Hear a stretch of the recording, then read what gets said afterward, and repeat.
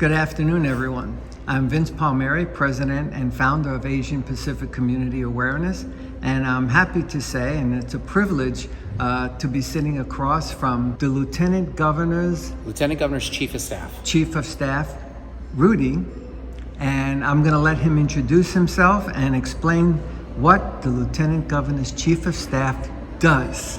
Great. Vince, thank you for having me. We appreciate your leadership in the community. So I'm the Lieutenant Governor's Chief of Staff. The Lieutenant Governor, in addition to being President of the State Senate, also serves as Chairman of Tourism, chairs Outdoor Recreation, and is Vice Chair to Economic Development, Transportation, and is in charge of all the state parks, museums. So we cover a lot of ground. You have a lot on your plate. Yeah, and we have two offices, one obviously in Carson City and one in Las Vegas. So we spend a lot of our time addressing that portfolio, but we also focus on constituent service. And a new office within our office is the Office of Small Business Advocacy. So we're very involved in assisting small businesses deal with the maze of government at all levels, but at the same time, we're really focused on identifying policy to make small businesses and creating small business less of a challenge here in our state. I know there was some talk about, and I'm from New York, so it's a lot different in New York running a business or opening a business than it is here in Vegas. In Vegas, it seems that everything you want to do, you need to have a license for. Why is that? Well, it's interesting. So when you look at, I like to talk about Southern Nevada. Back 20 years ago, Southern Nevada was only 300,000 people. Now we're talking 2.7 million, right? And so a lot of the policies we have in place today are the same policies 20 years ago. So very protectionist, right? And I get it, because you get all these tourists that come in. The last thing we want to do is have out-of-staters coming in, starting businesses to then compete and beat out our resident businesses, right? But now with things that are changing as rapidly as they're changing, we need to readdress a lot of these protectionist policies, because if we really want to diversify our economy, we've got to address some of these reciprocity rights to allow other professions to come in, from everything from your barbers to doctors, folks in the healthcare industry. We need to do a little bit more to be a little bit more accommodating so that we could trust the process so that we can truly expand the economy, protect our workforce that we have here, while at the same time address the demands by supplementing with folks from the outside. Is there any plan in the future to turn Las Vegas around from being I was going to say healthcare, that's wrong, a hospitality industry? Because that's the only industry we really have here. We need better healthcare, and I think we need other types of, I call them white collar business. I'm originally from New York. I worked on Wall Street. There's no talk of financial or marketing or advertising companies coming here. How do we go back? Is there any plan in the governor's or lieutenant governor's office to attract this type of business? Yeah, there are some priority industries that the state is looking at. But what's great is with this, post-pandemic economy, what we're finding is all kinds of businesses, specifically from California, are picking up and moving over. Up north in northern Nevada, for instance, we're seeing a lot of tech companies actually coming over. The reason being is with all the emerging technology, robotics, automation, AI, there's a lot of digital infrastructure that needs to be created. Investors aren't wanting to invest more in San Francisco.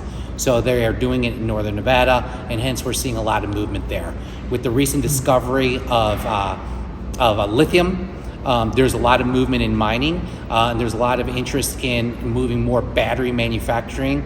That way they're so much closer to the raw materials that Nevada has to offer. So what's interesting is you've got the dynamics of this mass exodus from the big states. People and businesses are interested and intrigued by our no income tax state. And at the same time, in a sense, the low capital needs to open up here compared to other states is also an attraction. So we're seeing a lot of interesting movement that I think will benefit folks at all, overall. The last point I want to bring up is one of the biggest questions that I'm often asked is whether or not, if there's another pandemic, are we going to close this state again? And that's something that's really important to investors and small business folks. The one thing I can guarantee with our current governor and lieutenant governor and me as part of senior staff, I guarantee we will never close this state again. That's great news, and I'm sure everybody would love to hear that. I'm a veteran, And I would like to ask, is the lieutenant governor or governor have anything on their plate to help the veterans community even more? Because I'll be very honest with you, when I compare what goes on in Henderson and the Henderson Council and Mayor and what they do for veterans compared to Las Vegas, it's like nothing. We need more help from the city of Las Vegas to help assist veterans in many different ways. And mental health and homelessness is definitely on the top of the list, especially for me. And you know, today I just talked about the state wanting to move the Veterans Memorial to Boulder City. And as a veteran, how do we pass down information to the younger generation? And not only about veterans, but everything. We as the elders need to talk to the younger generation and educate them about everything from veterans, what a veteran goes through. We're not looking to make them join the military or go fight in a war, but knowledge is power. Yeah, so on the veterans issues, I can share that everything dealing with veterans, we talk about on a regular, if not daily basis. Everything from, affordable housing for veterans to addressing homeless veterans, right? Healthcare, mental health. That's a big issue. We're also looking at workforce development, right? When we have men and women coming back after serving our nation, they shouldn't be unemployed.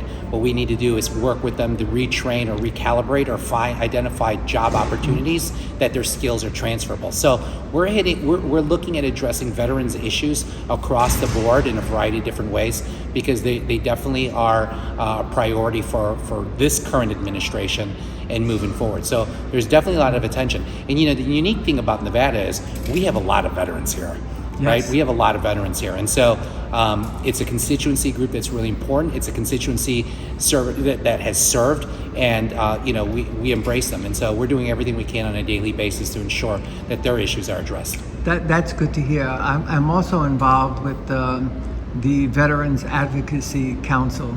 I think you know Christina Thomas. Yes. We're very good friends, and she does a hell of a lot with mental health issues and work advocacies. She just sent me an email saying that Amazon is hiring, and they're looking to hire veterans. So we just blasted that out to the veterans community.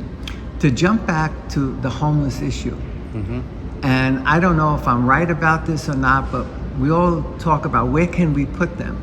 Well, I'm only in Vegas 8 years. We have a place called a container park that was built out of shipping containers that are obsolete. Instead of throwing them away or recycling them, whatever they do, why don't we build a community where we can house these homeless veterans? I don't know how much it would cost to turn a container into a place to live. You can probably fit 4, 5, 6 people in one container, and a container is kind of like a mobile home.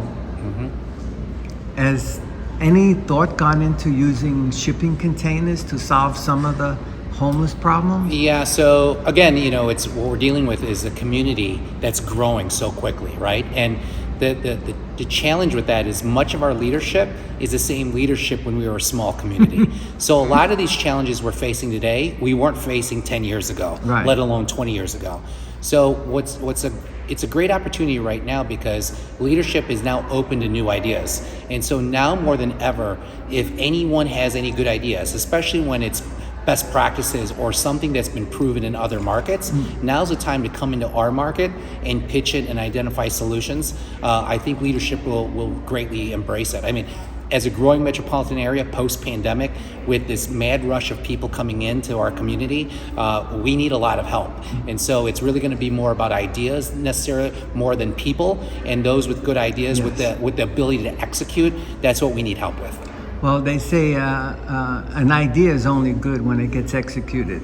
If you don't act on an idea, it's nothing more than just an idea. Right.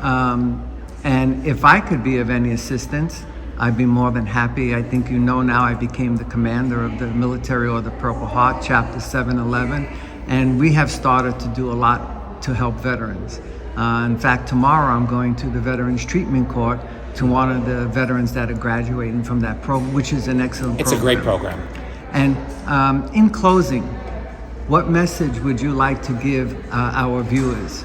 You know, it's as we get closer to an election cycle, you know, there's a lot of craziness and chaos that come along with elections and campaigns, right? What I want people to focus on is the down ballot races, the judicial races, the state senate races, the assembly races. You know, these are the races that are going to be really important. You know, it's not just about winning the White House or maintaining the majority in the House or taking this majority in the Senate. We need to do that down here, down ballot, because ultimately your average voter will interact more with a judge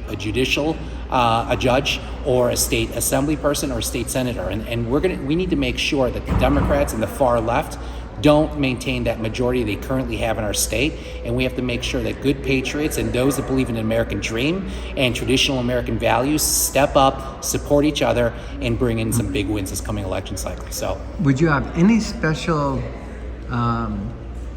point you'd like to relate to our Asian community? Because I know a lot of them really don't get involved. That's a good point. You know, when you look at the population here in Nevada, you see varying statistics. I've seen some stats that show Asian American Pacific Islanders make up 12% of the population. I've seen some that say 14%. Somewhere between 12 and 14%, our community makes up a significant portion of the population. And when you look at statewide election cycles in the last couple election cycles, you'll find that the statewide winners and losers have won or lost by single-digit percentage points. So what I'm saying to our community is that our community can make a big difference in deciding who wins and loses. And so what we need to do is look back at our traditional values and ensure that we step up and we vote. So we make a difference so that we ensure that the right people, men and women, win in this November and represent us the very best here in the state of Nevada. Rudy, thank you very much for taking this time. I know as Chief of Staff of the Lieutenant Governor's Office, you're probably very busy, so really appreciate your time, and I look forward to maybe doing this again sometime in the future. And Vince, we appreciate your leadership in the community and all that you do. We know it's not an easy job, but you're out there every day as a volunteer, pounding the pavement, making improvements, and really focusing on solutions. So I appreciate your leadership. Thank you.